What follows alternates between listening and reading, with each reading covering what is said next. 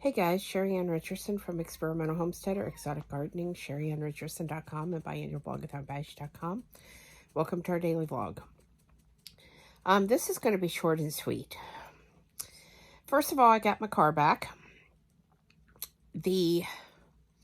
Drove it home, headed back out to put gas in it and clean it up. And because it had been sitting outside and it needed cleaned up, and it broke down. So we had to call the tow truck. We had to have it. Sorry, that's Cleopatra's tail. I had to have it towed back. This is Cleopatra, by the way, who may or may not want to say hello. Anyway, had to have it towed back to the shop. I stopped by yesterday and they told me that the wiring harness had not been secured correctly.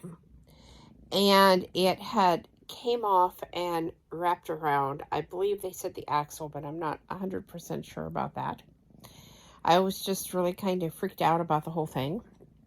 So anyway, a wiring harness has to be repaired, and the power steering pump was leaking, which they did not tell me. I knew as soon as I got in and started driving it, but I thought it was out of fluid, but it was actually the power steering pump leaking.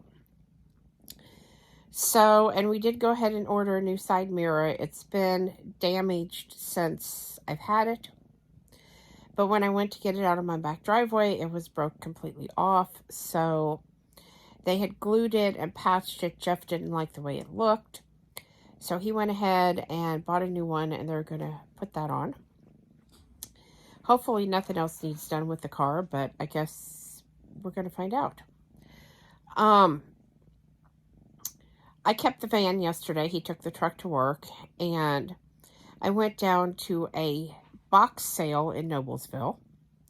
First time I have been on a road trip by myself in years.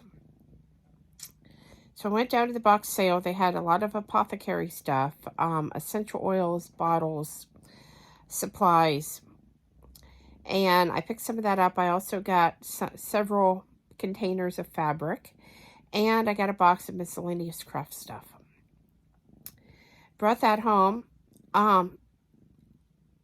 unloaded the van, and a friend of mine showed up and had received the shirt she had ordered and wanted me to sublimate another shirt for her, which I did.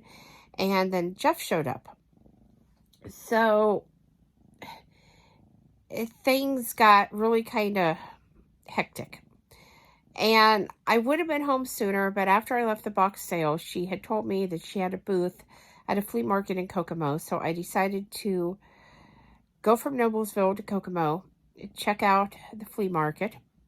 And then I stopped at Sonic before I came home to get both of us some cherry limeades. Mine with ice and his without, since I didn't know what time he'd be home.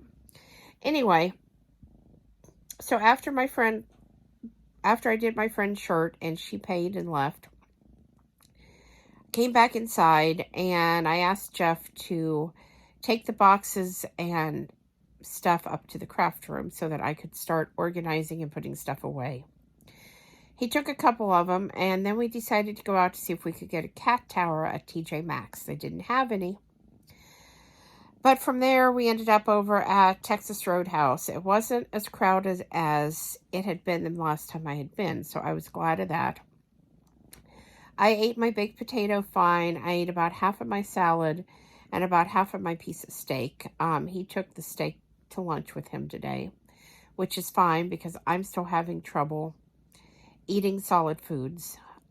It has to be pretty soft, and I can only eat a little amount right now still, so, but that's okay.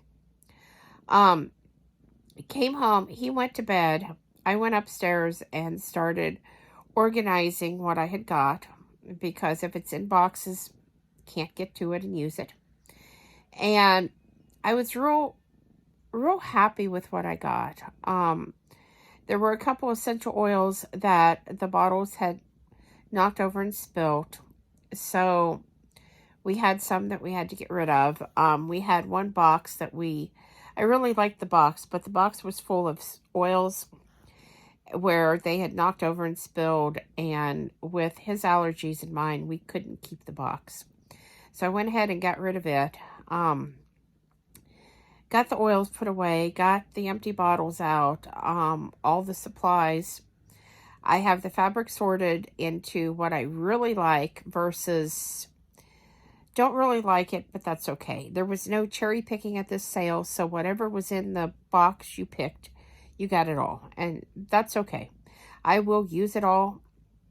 I don't know what for right now, but I have learned that sometimes once you have a pattern, things that you think you might not use, you do end up using. So it'll all work out. I'm really excited to be heading back on the essential oil herb apothecary path. I had started this when I was in my 20s, and due to my situation with CPS and my mother, I had stopped because they considered it witchcraft. And they were always on me about burning candles, my crystal collection, using herbs, cooking with herbs, making my own soaps and body products. You know, that was all evil stuff that you just don't do. And I couldn't understand it. But I finally got tired of fighting about it. And I said, you know, forget this. I just can't keep fighting with this about opinions of theirs that I'm not going to change. So, like I said, I got rid of everything, even my unicorns that I used to collect, because those were evil and of the devil, even though I told them that when I was in college and we did our theology study that there is an animal mentioned in the Bible with one horn, and that our study group believed that that was a unicorn. It doesn't call it a unicorn, but that was what we came up with. And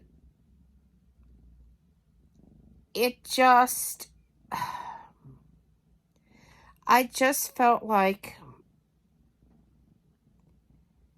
the whole situation, they were trying to shove me into a square box and make me into what they wanted me to be. And, you know, everything that I was doing, from working at a radio station as a DJ and a salesperson to wanting to be an author, which today I am, you know, all of that was just, you know, silly childhood dreams, and real people in real life didn't do that. So it was a very difficult time, and I really did give up a lot. You know, there was no celebrating Halloween, no celebrating Christmas, because, you know, that's a pagan holiday. You know, just nothing. And after the situation of my daughter moving in a couple years ago, and my other daughter calling CPS and having to have everybody in the house, and, you know, the late night visits because my other daughter reported there was no food, them coming in, taking photographs of the food, everything from my canned goods to my freeze-dried food to cabinets and refrigerators and freezers. You know, I have a lot of food. And I was real upset that they was going to come in and photograph everything. But after I started opening stuff, and I said to the man, because he brought a police officer, it was a man and a police officer, I said, would you like to see my home canned pantry foods too? And he said yes. And when I opened up my cabinets, they got dead silent. When they saw what was in the freezer and the refrigerator, you know, again, crickets. So, you know, but it shook me up. I did get a diagnosis of PTSD. And thinking about it for 2 years since this has happened, and then having this opportunity to get a hold of stuff in bulk and get going again, I've just decided I don't give a crap what anybody says anymore. Let them think what they're going to think. I'm only going to live one life. You know, I've spent 30 some years trying to prove that all the rumors and lies weren't true. And nobody cares. Nobody cares. People are going to believe what they're going to believe. And so I'm going to do what I'm going to do. And I know that this turned out way longer than what I thought. But anyway, please subscribe, thumbs up, thumbs down, comments below. Thanks for watching and have a great night.